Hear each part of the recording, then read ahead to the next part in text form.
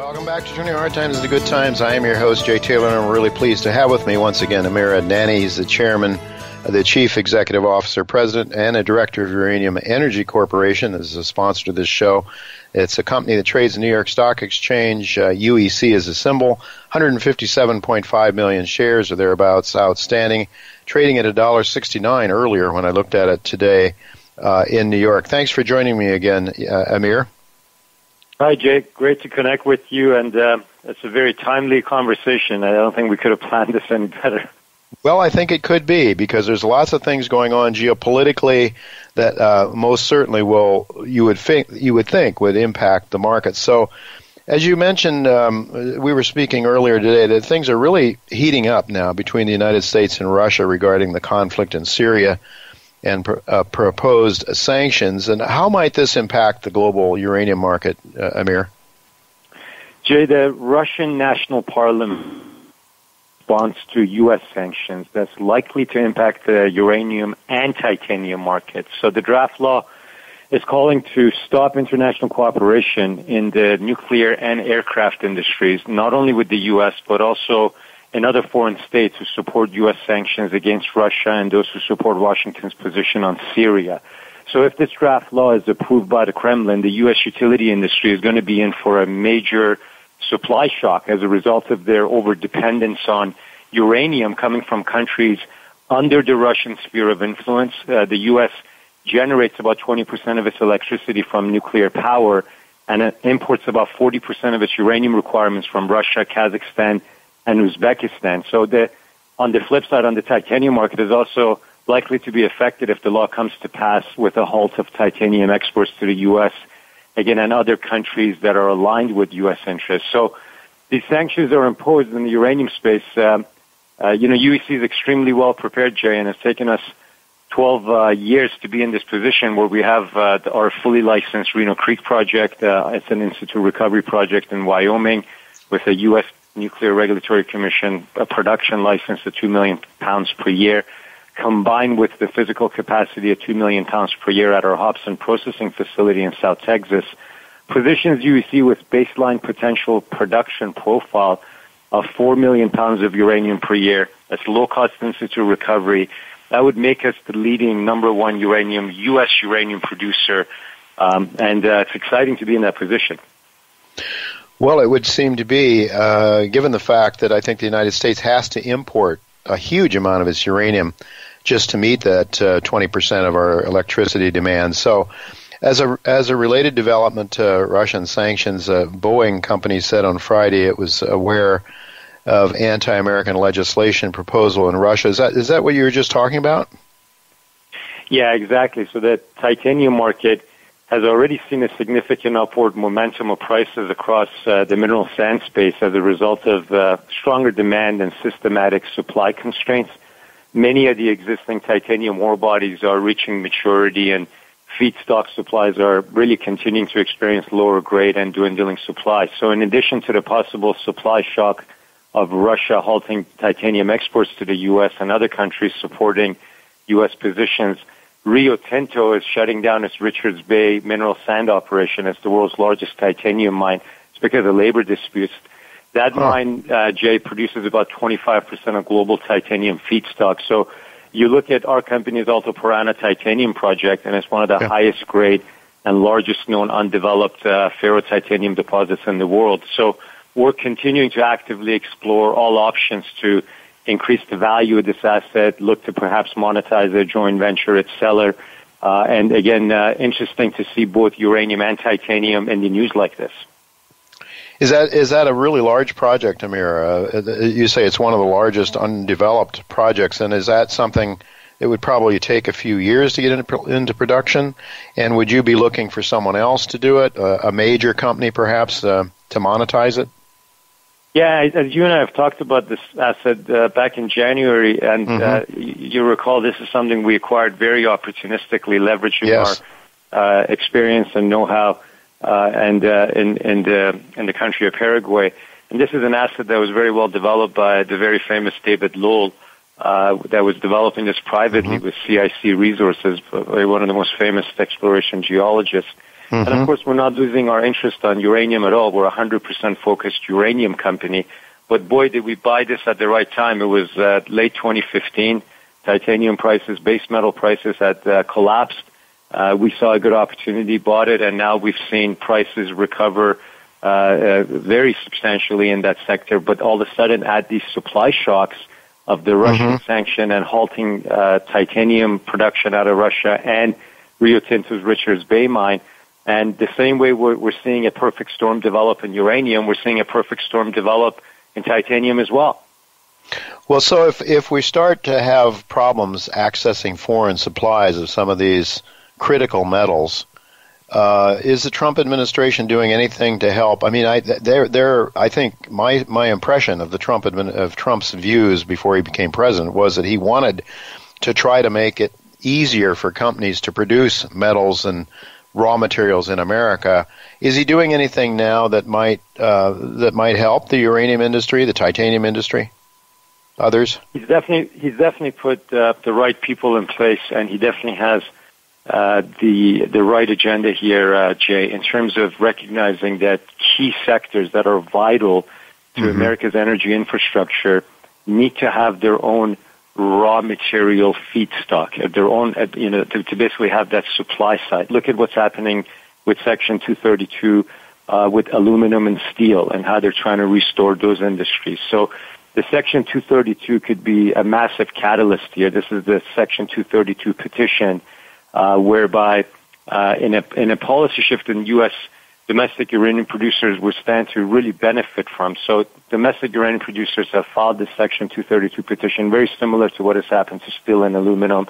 It's proposing to reserve 25% of the U.S. nuclear market, so utility demand for uranium, for domestic uranium production.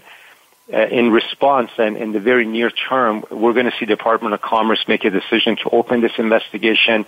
From there, it will be another 200 days or so to submit their recommendations to the President. The President will then come down with a decision very similar to what you saw in steel and aluminum in terms of how the steps went forward.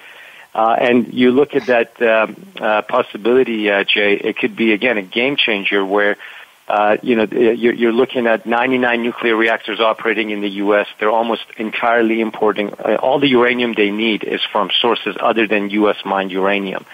So if 25% of their demand is reserved for U.S. production, that could, again, be another major boost for the domestic uranium exploration mining industry. Jay, that's a 2018 event, most likely. I mean, we should probably see Department of Commerce move this forward and most likely see the President make a decision on it in 2018. How much of the U.S. uranium is imported from Russia? I mean, we no doubt get a lot of it from Canada, which probably isn't a problem for the lower 48. But what about Russia, and how much do we get from sources that may be considered hostile to the United States? Yeah, and I'm not sure necessarily if, let's say, hostile would be the word I would use, but I would say that the way I would characterize it is that Russia and countries that are probably more closely aligned with Russia or under Russian sphere of influence make up 40% of uranium supplies coming into the U.S. So Russia, Kazakhstan, and Uzbekistan are almost half of the supply requirements of the U.S. So again, you're talking big numbers here. And let's not forget, I mean, even some of the mines in Kazakhstan are partly owned by Russians. So again, the influence runs deep in those countries. And of course, again, there's historical ties and physical proximity that aligns those nations more closely than the U.S. customers on this side of the ocean. Right. Amir, with just a few minutes left here yet, what did your company achieve in the last 12 months, and what are some of the main catalysts that we might look forward to over the next 6 months, aside from the uranium price, which if it breaks out, I think Michael Oliver was suggesting a $2 rise in the uranium price could really start to get things cooking. But what are some of the what has your company achieved in the last 12 months, and what might we be looking forward to as drivers for your share price in the next 6 months? Yeah, both in the last 12 months and in the next 6 months, what we're doing is in the context of the framework of our corporate strategy. So remaining 100% unhedged for maximum exposure to a turnaround in the uranium prices. Second, making accretive acquisitions near the bottom of the cycle here. And growing and de-risking our very low-cost in-situ recovery portfolio in Texas, Wyoming, and in Paraguay. There's, of course, now a new objective on the horizon to maximize the value of our Alto Paraná titanium project, which will be, again, a real boost to UEC shareholders, especially now with the positive turnarounds there. So when you look at what we've been up to, and we'll continue doing more of this, Jay, for example, over the last 12 months, we've made a number of key acquisitions. We acquired the fully permitted Reno Creek project in Wyoming's Powder River Basin. This year, we're going to expand on that acquisition with other areas that we're picking up and some permitted amendments that we're making. We've been drilling our Burke Hollow project in South Texas, increasing our resources there. At a time of so much geopolitical tension, I think it's nice for our shareholders and for the market to see that we're talking about expanding and developing projects and being production ready in places like Texas and Wyoming. This is, I think, music to a lot of people's ears, again, at a time of so much geopolitical uncertainty. And again, having the infrastructure advantage, having the Hobson processing plant, which is built and ready to go, and being in a position where we can turn on production quickly and we can grab market share quickly. And that's, it didn't happen overnight. It's taken over 12 years to get to the position that UEC is in right now. Yeah. Well, you certainly have assembled a very strong management team there too, Amir, and that's something we don't have time to talk about, but we've talked about it in the past, a very strong management team. So what, in your opinion, what's kept the uranium market so boring in the last number of years? And what is your general, maybe in summarizing, what is your general view of the uranium market now? Jerry, I think the last 6 years, and especially after what happened in Japan with Fukushima, the uranium market has definitely been in an oversupplied sort of scenario. There's been too much supply in the market. Japanese reactors were offline, and even the Kazakhs continue to produce more uranium where, frankly, they should have been cutting production. That's where the story has really turned fundamentally from a supply-demand point of view over the last 12 months. Over the last 12 months, one of the key developments, which isn't geopolitical at all, is major supply cuts, mine production that has been cut down and reduced by the producers like Kazatomprom, basically the state-owned company of Kazakhstan, and Cameco. These are the two big producers who are state-owned, or in the case of Kazakhstan and Cameco, they've really gained supply discipline. This is fundamentally key to the turnaround of the story. Demand, on the other hand, is being led by this growing international need for zero-emission baseload electricity. So then you add on top of that, so you got this fundamental supply-demand side of the equation that's shifting favorably, with demand picking up and supply-side cuts really kind of helping tighten the market up. We're going to see a supply deficit this year for the first time in 7 years. That's very positive for price. And, Jay, the sheer fact that most uranium mines in the world can't make money at $20 per pound, and any long-term contracts from years ago that were giving them a better price than $20 are expiring or rolling over this year. So you have this perfect storm developing.